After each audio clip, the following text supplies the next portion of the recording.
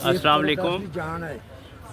2016 میں ہم نے 2 پلاٹ اپنے ایک دوست کے ساتھ مل کے پاک عرب میں خریدے، اور پاک عرب کی سوسائٹی کو دیکھ کے کہ جی سینیٹر گلزار صاحب نے بنائی ہوئی ہے اور وہ بڑی اچھی سوسائٹی ہے، لیکن میں یہ کہوں گا کہ زندگی میں آپ غلطی پہ غلطی نہ کریں۔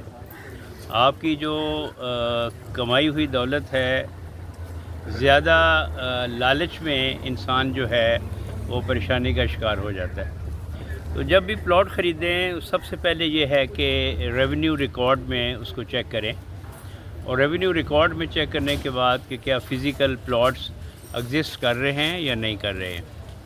تو اس طریقے سے ہم بھی اس دھوکے میں آ گئے اور نہ پلاٹ دیکھا، نہ جا کے دیکھا کہ کوئی فزیکل پلاٹ ایگزسٹ کر رہے ہیں یا نہیں کر رہے ہیں۔ لیکن بعد میں جو ہے وہ ہمیں جب تشویش ہوئی، کیونکہ ریٹائرمنٹ کا پیسہ تھا وہ لگایا ہوا تھا، اور بچیاں میڈیکل کالج میں پڑھ رہی تھیں اور ان کی فیسیں دینی تھیں، تو اس کے بعد وہاں جب گئے تو پتہ چلا کہ کوئی پلاٹ نہیں ہے، اور جو ڈیلر تھے وہ کہہ رہے تھے کہ جی ٹھیک ہے، آپ نے اگر 14 لاکھ روپے لگایا ہوا ہے تو 50% پیسے آپ لے لیں اور پلاٹ جو ہیں وہ فائلیں ہمیں دے دیں۔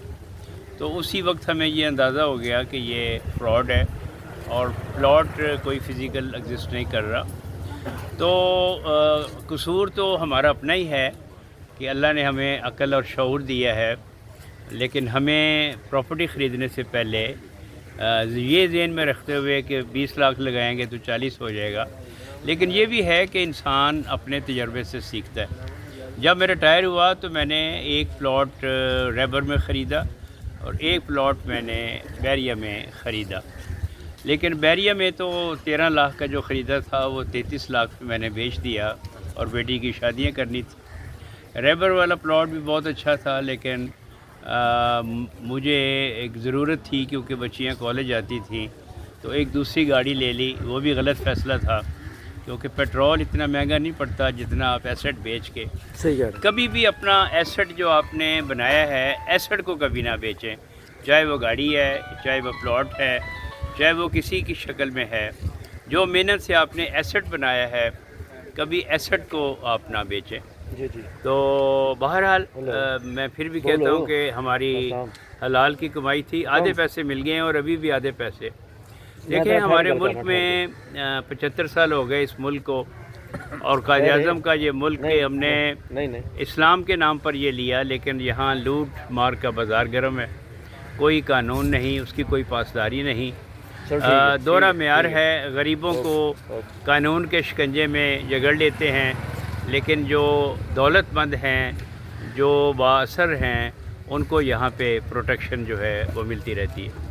تو بہرحال جہاں اللہ تعالیٰ نے کرم کیا ہے، کبھی بھی مایوس نہیں ہونا چاہیے، لیکن اپنی زندگی میں یہ کبھی غلطی نہیں دہرانی چاہیے، اور کبھی آپ اپنا ایسٹ نہ بیچیں، اور جب بھی ایسٹ خریدنا ہے تو تمام ریکارڈ کو چیک کر کے اور پھر انالیسس کر کے پھر آپ خریدیں۔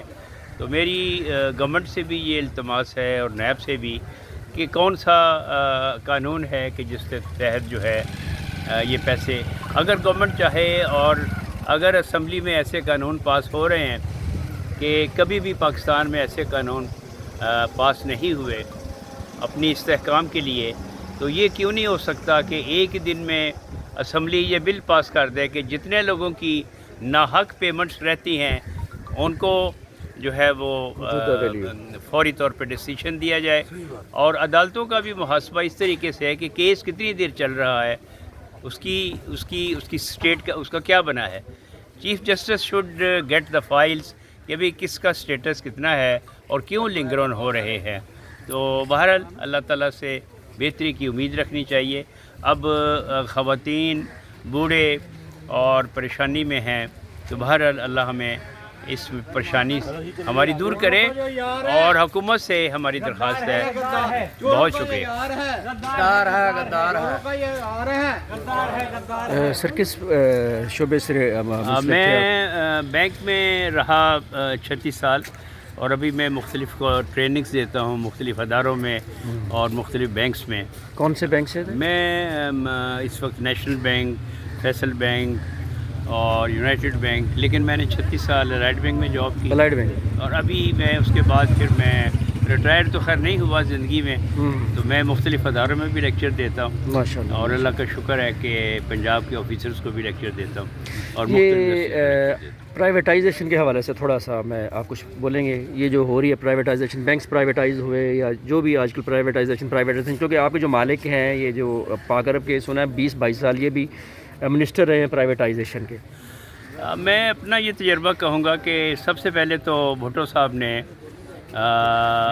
اس کا آغاز کیا تھا اور 70 میں انشورنس کمپنیز کو انہوں نے نیشنلائز کر لیا تھا. نہیں، وہ نیشنلائز کیا تھا، یہاں پہ پرائیویٹائزیشن ہو رہی ہے. اس کے بعد 74 میں تمام بینکس کو جو کہ 32 کے قریب تھے تو 5 قومی بینک بنا دیے، اور جس میں Habib bank, united bank, national bank اور الائٹ بینک.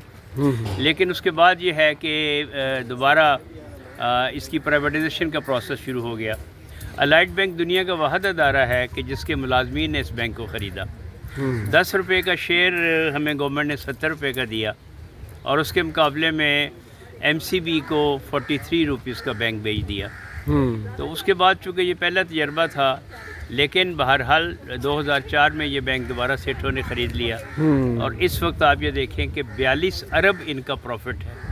لیکن ملازمین کو پینشن ابھی تک انہوں نے ادا نہیں کی، اور سپریم کورٹ سے 4 سال پہلے فیصلہ ہو گیا، لیکن ابھی بھی اس پہ عمل درآمد نہیں ہو رہا.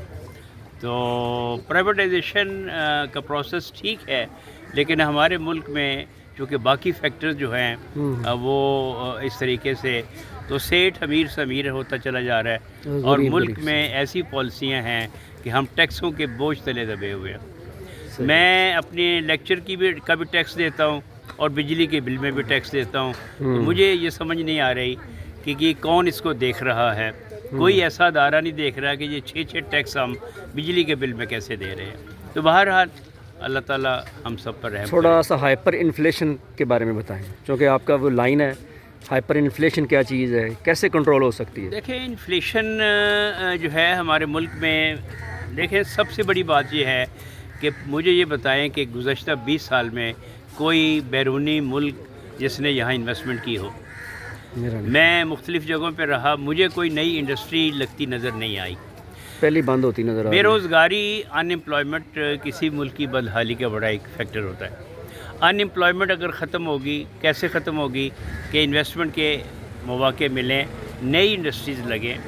اچھا، جب آپ کی کوئی پروڈکشن ہی نہیں ہو رہی تو آپ دنیا میں جو اپنی دیکھیں، ہماری اب ایکسپورٹ جو ہے 75 سال ہو گئے، ہمارا بیلنس آف ٹریڈ اور بیلنس آف پیمنٹ کبھی بہتر نہیں ہوا. ہماری امپورٹس ہمیشہ وہی بڑھ رہی ہیں. اب امپورٹ میں تعیشات ہیں کیونکہ یہاں امیر طبقہ زیادہ ہے، تو عمرا کے لیے ہم ابھی بھی برانڈڈ چیزیں استعمال کر رہے ہیں. حالانکہ کرونا کے بعد ہمیں یہ سبق سیکھنا چاہیے تھا کہ ہم اپنی عادات کو بدلیں. پوری دنیا میں جو امیر ملک ہیں وہ کیوں امیر ہو رہے ہیں اور غریب ملک کیوں غریب ہو رہے ہیں؟ بنیادی وجہ ایٹیچیوڈ کی ہے. ایز اے نیشن وہ اپنا ایٹیچیوڈ ان کا بہتر ہے، قومیت ہے، ان کے ذہن میں ایک نیشنلٹی ہے. لیکن 75 سال کے بعد بھی ابھی تک ہمیں قومیت اور قومی جو ہے وہ مفاد کو ہم نے ابھی تک نہیں دیکھا. تو چونکہ انڈسٹری نہیں ہے، انویسٹمنٹ نہیں آ رہی، نئے مواقع نہیں ہیں، دنیا میں ہم کمپیٹ نہیں کر رہے کیونکہ نہ بجلی ہے نہ گیس ہے، پروڈکشن جو ہے وہ کم ہے، اور اس کے نتیجے میں اور انڈسٹریز بند ہو رہی ہیں. جب انڈسٹریز بند ہو رہی ہیں، ان امپلائمنٹ ہے، تو آپ کا کرائمز کا ریٹ جو ہے وہ بڑھ جاتا ہے، اور اس کا ڈائریکٹ ایفیکٹ آپ کا انفلیشن پہ آ جاتا ہے کیونکہ لوگ بیکار ہیں، اور جب بیکار ہیں تو ان کا سٹینڈرڈ آف لائف کیسے بلند ہوگا. بہت شکریہ. بہت شکریہ ڈاکٹر صاحب.